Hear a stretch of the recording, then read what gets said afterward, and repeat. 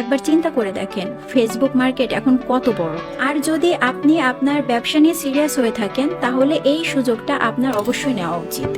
Facebook ব্যবহার করে marketing করলে আপনার সেল 3 থেকে 4 গুণ বাড়বে। আমার এই ভিডিওটি শুধুমাত্র বিজনেস ওনার বা উদ্যোক্তাদের জন্য নয়, যারা ডিজিটাল মার্কেটিং স্কিল শিখে ফ্রিল্যান্সিং করতে যাচ্ছেন তাদের জন্য খুবই ইম্পর্টেন্ট। এই বিজনেসে কাস্টমার কারা, তাদের বয়স কত, তাদের রুচি কেমন, তারা কোথায় থাকে, সে কি কাস্টমার নাকি কনজিউমার। আর আপনার আরও একটি বিষয় জানতে হবে, সেটি হচ্ছে আপনার কাস্টমারের লোকেশন। আশা করি কাস্টমার রিসার্চ কেন করতে হবে এবং এই বিষয়টি কতটা জরুরি বুঝতে পেরেছেন। আপনি সঠিকভাবে অ্যাড রান করার জন্য প্রস্তুত, মানে প্রোডাক্ট কিনে আপনার কাস্টমারে রূপান্তরিত হবে। আর এটাই হচ্ছে প্রুভেন প্রসেস।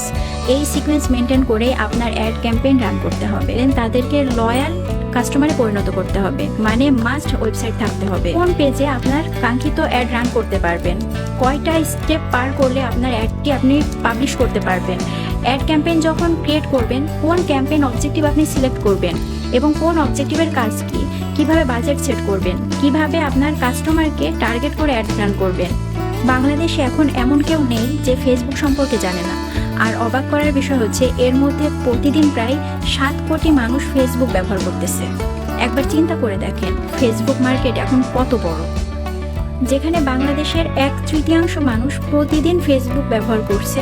আর এইখানে যদি আপনি আপনার ব্যবসার মার্কেটিং অথবা প্রোডাক্টের মার্কেটিং করেন তাহলে 7 কোটির একটা বড় কমিউনিটির সামনে আপনার ব্যবসা অথবা প্রোডাক্টের মার্কেটিং করতে পারছেন। আর যদি আপনি আপনার ব্যবসা নিয়ে সিরিয়াস হয়ে থাকেন তাহলে এই সুযোগটা আপনার অবশ্যই নেওয়া উচিত। ফেসবুক ব্যবহার করে মার্কেটিং করলে আপনার সেল 3 থেকে 4 গুণ বাড়বে, আর সেল বাড়লে আপনার ব্যবসাও বাড়বে। আর এখন যদি এই 7 কোটি কমিউনিটি অর্থাৎ ফেসবুকের মাধ্যমে মার্কেটিং করতে চান তাহলে ডিজিটাল মার্কেটিংয়ের কিছু বিষয় আপনাকে অবশ্যই জানতে হবে। আমি একদম বেসিক থেকে শুরু করতেছি, যাতে করে যাদের এই ব্যাপারে কোনো ধারণাই নেই তারাও যেন বুঝতে পারে। আরেকটি কথা, আমার এই ভিডিওটি শুধুমাত্র বিজনেস ওনার বা উদ্যোক্তাদের জন্য নয়, যারা ডিজিটাল মার্কেটিং স্কিল শিখে ফ্রিল্যান্সিং করতে চাচ্ছেন তাদের জন্য খুবই ইম্পর্টেন্ট। ফেসবুকে মার্কেটিং করতে হলে আমাদের পেইড অ্যাড ক্যাম্পেইন রান করতে হবে। আর এই অ্যাড ক্যাম্পেইন রান করার আগে আমাদের নিজেদের ব্যবসা সম্পর্কে রিসার্চ করে নিতে হবে। অর্থাৎ আপনি যে ব্যবসার জন্য আপনার ফেসবুকে অ্যাড রান করবেন সেই বিজনেসে কাস্টমার কারা, তাদের বয়স কত, তাদের রুচি কেমন, তারা কোথায় থাকে, সে কি কাস্টমার নাকি কনজিউমার।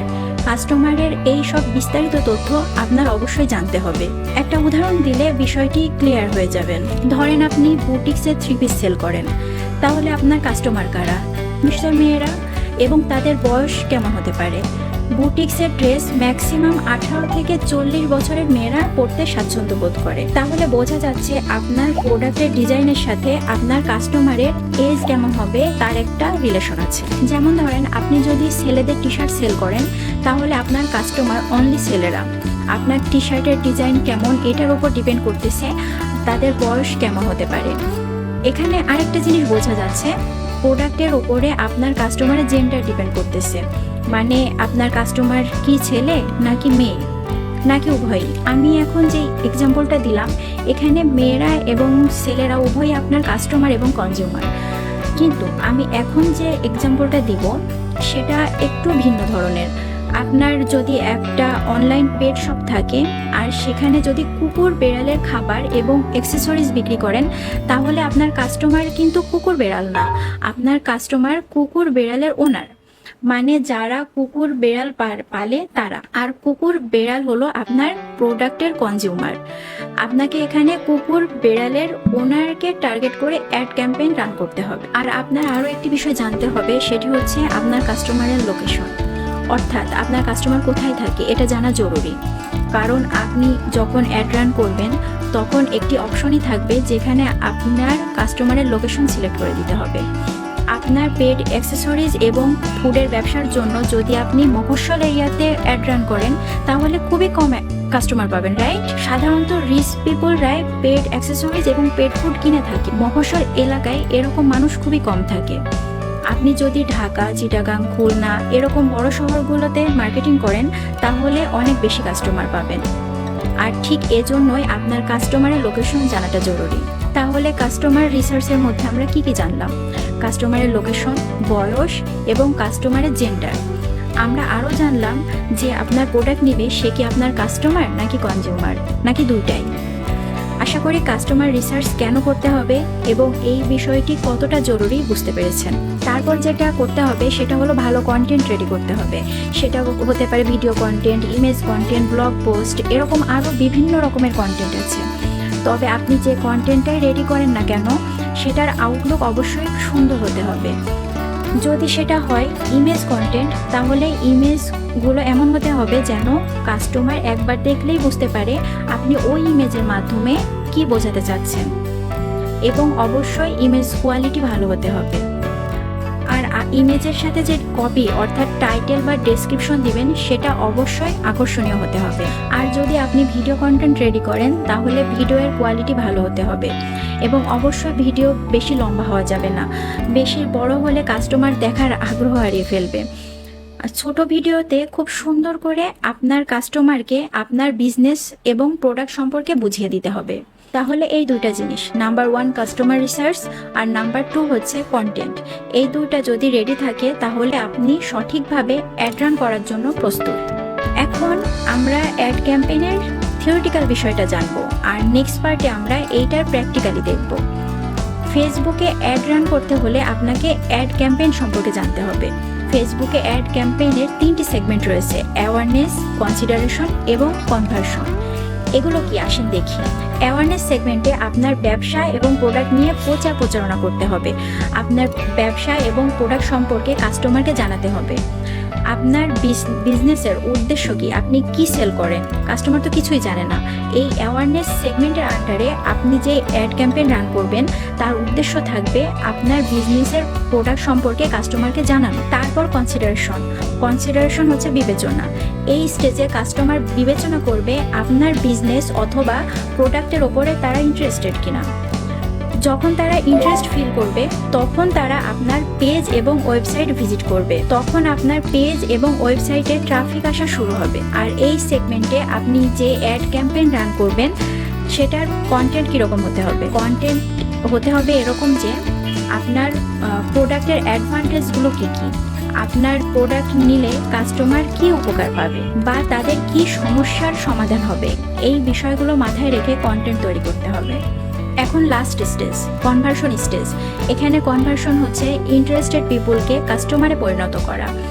এখন আপনি সেল পোস্ট দিলে ইন্টারেস্টেড পিপুল অ্যাকশন নেবে, মানে প্রোডাক্ট কিনে আপনার কাস্টমারে রূপান্তরিত হবে। এই সেগমেন্টে অ্যাড রান করার জন্য আপনার যে কন্টেন্ট রেডি করতে হবে সেটি কেমন হবে? সেটা অবশ্যই হতে হবে একটা সেল পোস্ট, যেটা দেখে আপনার কাস্টমার যেন ডিসাইড করতে পারে যে এই প্রোডাক্টটাই সে কিনবে। তাহলে পুরো বিষয়টি কিভাবে হচ্ছে? প্রথমে আপনি আপনার কাস্টমারকে আপনার বিজনেস এবং প্রোডাক্ট সম্পর্কে অ্যাওয়ার করলেন, মানে তাদেরকে আপনার বিজনেস সম্পর্কে জানালেন এবং কনসিডারেশন স্টেজে তাদেরকে আপনার প্রোডাক্ট সম্পর্কে ইন্টারেস্ট ফিল করিয়ে আপনার পেজ এবং ওয়েবসাইটে নিয়ে আসলেন। তারপর কনভার্সন স্টেজে আপনি সেল পোস্ট দিলেই কাস্টমার প্রোডাক্ট কেনা শুরু করবে। আর এটাই হচ্ছে প্রুভেন প্রসেস। এই সিকোয়েন্স মেনটেন করে আপনার অ্যাড ক্যাম্পেইন রান করতে হবে। এটা ছাড়া ফেসবুক মার্কেটিংয়ের আর কোনো বিকল্প নেই। এখন ফেসবুক মার্কেটিং করে আপনি যে কাস্টমার পেলেন তাদেরকে তো ধরে রাখতে হবে। ব্যবসা তো আর একদিনের জন্য না, তাই না? মানে আপনি যে কাস্টমার পেলেন তাদেরকে লয়াল কাস্টমারে পরিণত করতে হবে, যে আপনার প্রোডাক্টটি বারবার কিনবে। লয়াল কাস্টমার তৈরি করতে হলে অবশ্যই প্রোডাক্টের কোয়ালিটি ভালো হতে হবে আর আফটার সেল সার্ভিস দিতে হবে। এই লয়াল কাস্টমারদের কাছেই আপনি আপনার প্রোডাক্ট বারবার সেল করবেন। এখন কথা হচ্ছে আপনি আপনার কাস্টমারের লিস্ট কোথায় পাবেন যারা আপনার থেকে একবার হলেও প্রোডাক্ট কিনেছে? এক্ষেত্রে আপনার একটি ওয়েবসাইট থাকা জরুরি, মানে মাস্ট ওয়েবসাইট থাকতে হবে। একমাত্র ওয়েবসাইটের মাধ্যমে ফেসবুক আপনার কাস্টমার ডিটেলস স্টোর করে রাখতে পারে। আর আপনি যদি শুধুমাত্র যারা একবার হলেও আপনার প্রোডাক্ট কিনেছে তাদেরকে উদ্দেশ্য করে অ্যাড ক্যাম্পেইন রান করতে চান সেটাও সম্ভব। তাদের উদ্দেশ্যে একটি কন্টেন্ট রেডি করে যদি আপনি ফেসবুককে বলেন যে এই কন্টেন্টটি শুধুমাত্র যারা একবার হলেও আপনার প্রোডাক্ট কিনেছে শুধু তাদেরকে দেখাও, ফেসবুক সেটি করবে। শুধু তাই না, আপনি যদি চান কে আপনার পেজ বা ওয়েবসাইট ভিজিট করেছে, কে আপনার প্রোডাক্টে ক্লিক করেছে বা অ্যাড টু কার্ট করেছে কিন্তু অ্যাকশন নেয়নি, মানে প্রোডাক্টটি কেনেনি, এরকম পিপুলের লিস্ট যদি চান এবং তাদেরকে উদ্দেশ্য করে যদি কোনো অ্যাড ক্যাম্পেইন রান করতে চান, তাহলে অবশ্যই আপনার একটি ওয়েবসাইট থাকতে হবে। যদি ওয়েবসাইট থাকে তাহলে শুধুমাত্র তাদেরকে টার্গেট করে অ্যাড ক্যাম্পেইন করতে পারবেন। তার মানে আপনার বিজনেস নিয়ে যদি লং টার্ম চিন্তা থাকে তাহলে অবশ্যই একটি ওয়েবসাইট থাকা জরুরি, কারণ ফেসবুক পিক্সেলের মাধ্যমে কাস্টমারের সকল ডাটা স্টোর করে রাখবে। মেটা পিক্সেল হচ্ছে ফেসবুক এবং ওয়েবসাইটের মধ্যে কানেকশন বিল্ড করতে ব্যবহৃত হয়। মেটা পিক্সেল সম্পর্কে যারা জানেন না, চিন্তার কিছু নেই, আমি এই ডিজিটাল মার্কেটিং টিউটোরিয়ালের লাস্ট পার্টে পিক্সেল নিয়ে বিস্তারিত আলোচনা করব এবং কিভাবে মেটা পিক্সেল ওয়েবসাইটের সাথে সেট আপ করতে হয় সেটা জানাবো। ফেসবুকে বিজনেস করতে হলে ওয়েবসাইট কেন জরুরি, এটা নিয়ে আমার একটি ভিডিও আছে, চাইলে দেখতে পারেন। এই স্টেজগুলোই ডিজিটাল মার্কেটিংয়ের একমাত্র ওয়ে। এভাবে মার্কেটিং করলে আপনার সেল বাড়বে 3 থেকে 4 গুণ। আপনি যদি সরাসরি সেল পোস্ট নিয়ে মানুষের সামনে যান, কেউ আপনার প্রোডাক্ট কিনবে না, আর সেই বিজনেস বেশি দিন সাস্টেন করবে না। ওকে, তাহলে অ্যাড রান বা মেটা মার্কেটিং করতে হলে আপনার কি কি স্টেপ ফলো করতে হবে, আশা করি এগুলো নিয়ে ক্লিয়ার ধারণা পেয়েছেন। এখন ফেসবুকের কোন পেজে আপনার কাঙ্ক্ষিত অ্যাড রান করতে পারবেন, কয়টা স্টেপ পার করলে আপনার অ্যাডকে আপনি পাবলিশ করতে পারবেন, অ্যাড ক্যাম্পেইন যখন ক্রিয়েট করবেন কোন ক্যাম্পেইন অবজেক্টিভ আপনি সিলেক্ট করবেন এবং কোন অবজেক্টিভের কাজ কি, কিভাবে বাজেট সেট করবেন, কিভাবে আপনার কাস্টমারকে টার্গেট করে অ্যাড রান করবেন, এগুলো আমি আমার পরবর্তী ভিডিওতে প্র্যাকটিক্যালি দেখাবো। আজ এ পর্যন্তই, দেখা হচ্ছে পরের ভিডিওতে।